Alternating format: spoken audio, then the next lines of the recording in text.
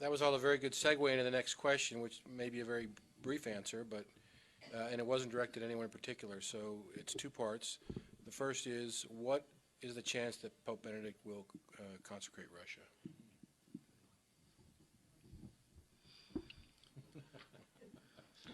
If Well, I, go if I ahead. could offer an opinion.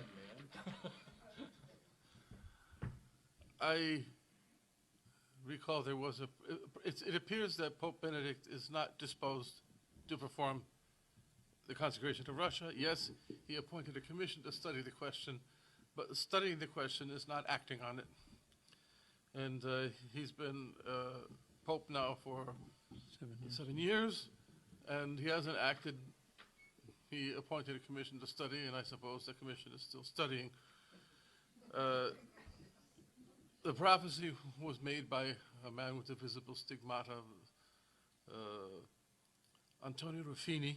His biography was written by a priest of a high level of sanctity, Father Giuseppe Tomaselli. And I met Father Tomaselli a couple of times. I knew the stigmatist Ruffini personally for about 18 years. I did ask him on one occasion, point blank, is Pope John Paul II the Pope who's going to consecrate Russia? And he answered, no, it won't be Pope John Paul II. And it won't be the one after him. But the Pope after that will be the one to consecrate Russia.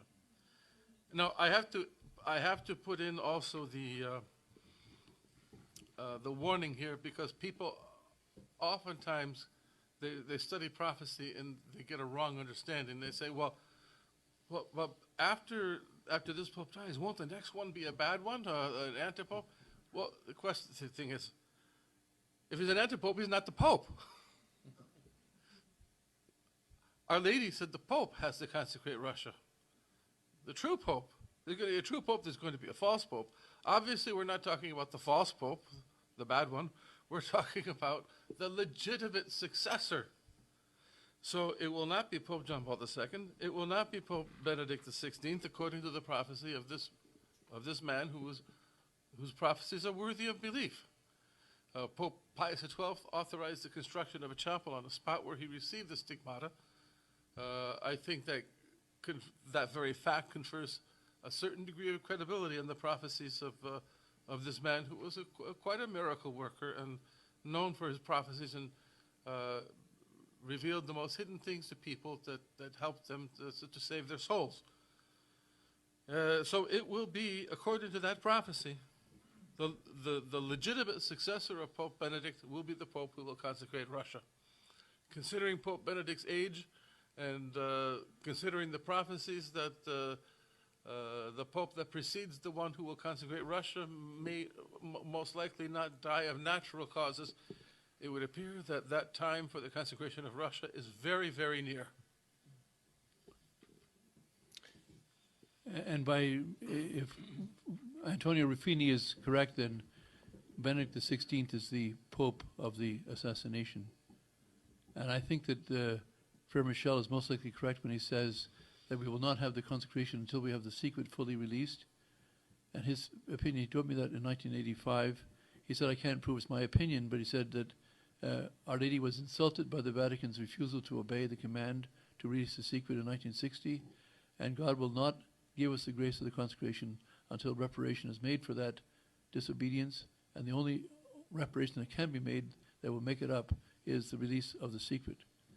And I think that there's also a natural reason for that. The secret will be a cleansing of the church. It will stop the disaster of Vatican II in its tracks by the people widely knowing what the secret is. It'll also be a call to repentance.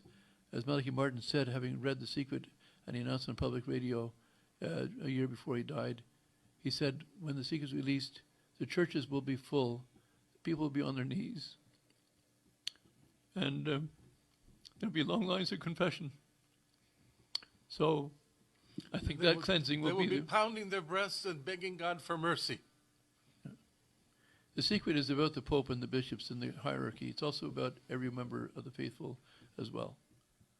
And it is sensational, it is extraordinary, and it will be quite a shock to a lot of people. but it's not the reason for not releasing it. It's salutary. It will affect the salvation of many souls, just releasing the secret alone, and it will lead to the consecration after that. I think Benedict might end up giving us a secret before he goes into hiding, before he's killed. There is some foundation for that, Father. In fact, my source in Fatima, someone you also know, who was very much in contact with the Carmelite sisters. This was in May of 1991. I was told that Sister Lucy had received the message from Our Lady that the secret will be revealed during the course of a major war. We know from prophecy that when some major catastrophic event will strike Iran, that the Third World War is very near. And in Sister Lucy's revelation she received from Our Lady was that in the course of a major war, the third secret will be revealed.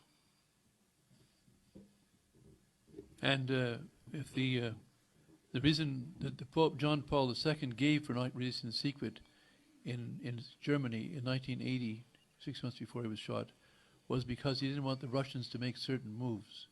Apparently the secret talks about some military moves of the Russians, but then that excuse will be completely gone when they actually make those moves, and that's why it would seem that all ties together that Russia invades Western Europe, the Pope releases the secret, goes into hiding, gets killed, you have then disaster for 2.5 years or whatever, you have a new Pope elected who then consecrates Russia.